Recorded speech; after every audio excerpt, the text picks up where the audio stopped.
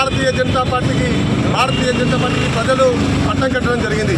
నేను అడుగుతా ఉన్నాను, పశ్చిమ బెంగాల్లో దేశ విద్రోహులకు దేశభక్తులకు మధ్య జరిగినటువంటి ఈ యొక్క ఎన్నికలు భారతీయ జనతా పార్టీకి సంబంధించినటువంటి భారీ మెజార్టీతోని అక్కడ ఉన్నటువంటి దేశభక్తులు భారతీయ జనతా పార్టీకి మద్దతు ఇవ్వడం ద్వారా ఇవాళ పశ్చిమ బెంగాల్లో ఉన్నటువంటి దేశ విద్రోహులను తరిమి కొట్టిన వాళ్ళమైనటువంటి సంఘటన ఈ దేశంలో దేశవ్యాప్తంగా ప్రజలు కానీ కార్యకర్తలు కానీ పెద్ద ఎత్తున సంబరాలు చేసుకోవడం జరుగుతూ ఉంది. అందులో భాగంగానే భారతీయ జనతా పార్టీ మెట్పల్లి పట్టణ శాఖ ఆధ్వర్యం లోపల ఈరోజు పెద్ద ఎత్తున సంబరాలు నిర్వహించుకోవడం జరిగింది. రాబోయే రోజుల్లో కూడా ఈ యొక్క తెలంగాణలో రామరాజ్యాన్ని భారతీయ జనతా పార్టీ నిర్మించబోతా ఉన్నదని చెప్పి ప్రజలు కూడా సిద్ధంగా ఉన్నారని చెప్పి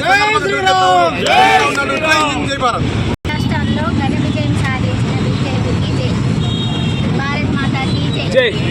జరిగిన ఎన్నికల్లో 3 రాష్ట్రాల్లో భారతీయ జనతా పార్టీ అఖండ విజయం సాధించింది.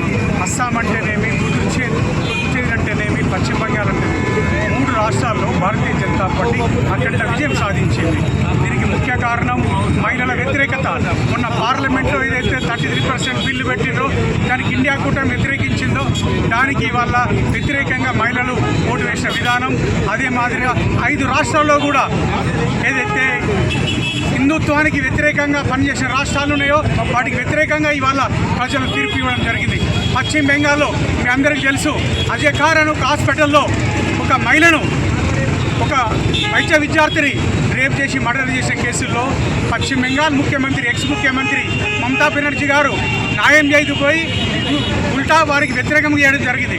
ఆ తీర్పుకు వ్యతిరేకంగా ఇవాళ పశ్చిమ బెంగాల్లో ఇవాళ ప్రభుత్వం పోయింది. అదే మాదిరిగా కేరళలో కూడా అక్కడ ఎల్డీఎఫ్ వెరీ క్లియర్గా ఏదైతే శబరి టెంపుల్కి వ్యతిరేకంగా తీర్మానాలు చేస్తుందో అక్కడ కూడా ఓడిపోవడం జరిగింది. పశ్చిమ బెంగాల్లో ఇవాళ ఏ అయితే స్టూడెంట్ చనిపోయిందో వాళ్ళ మదర్ కూడా ఇవాళ అఖండ విజయంతో సాధించింది. ఇదంతా రీజన్ ఏంటి అంటే మహిళలకు వ్యతిరేకంగా ఓటేసిన, పార్లమెంట్లో ఓటేసిన ఇండియా కూటమికి వ్యతిరేకంగా, అదే మాదిరిగా ఏదైతే హిందుత్వానికి వ్యతిరేకంగా పార్టీలు పోరాడినాయో ఆ పార్టీలకు ప్రజలు బుద్ధి చెప్పినాయి. అదే మాదిరిగా రాబోయే రోజుల్లో కూడా తెలంగాణలో కూడా నిజామాబాద్ పార్లమెంట్ సభ్యులు ధరంపూరి అరవింద్ గారి నాయకత్వంలో తెలంగాణలో కూడా ప్రభుత్వం ఏర్పాటు చేస్తాం. అదే మాదిరిగా ఇవాళ రోజున భారతీయ జనతా పార్టీ పక్షాన మా అధ్యక్షుడు నవీన్ గారి ఆధ్వర్యంలో ఈ ప్రోగ్రాం నిర్వహించారు. వాడికి భారతీయ జనతా పార్టీ కుర్ల నియోజకవర్గం పక్షాన ధన్యవాదాలు తెలియజేసుకుంటాం. జనతా పార్టీ 5 రాష్ట్రాలలో ఎలక్షన్స్ వస్తే అందులో పశ్చిమ బెంగాల్ సెన్సేషనల్ క్రియేట్ చేసింది. అది మనకు అతి ఘన విజయం నేను తెలియజేసుకుంటున్నాను.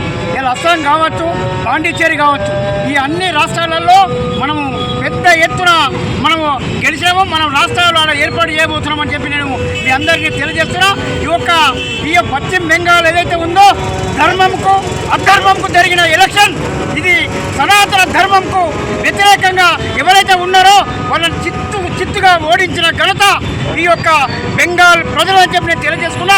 బెంగాల్ ప్రజలకు నేను భారతీయ జనతా పార్టీ జగిత్యాల జిల్లా శాఖ అధ్యక్షుడిగా మా యొక్క భారతీయ జనతా పార్టీ పశ్చిమ బెంగాల్ భారతీయ జనతా పార్టీ కార్యకర్తలందరికీ కూడా నేను ధన్యవాదాలు తెలియజేస్తున్నా. అదేవిధంగా రానున్న రోజులలో భారతీయ జనతా పార్టీ తెలంగాణలో ఈ యొక్క తెలంగాణ రాష్ట్రాన్ని కైవసం చేసుకోబోతున్నామని తెలియజేస్తున్నా.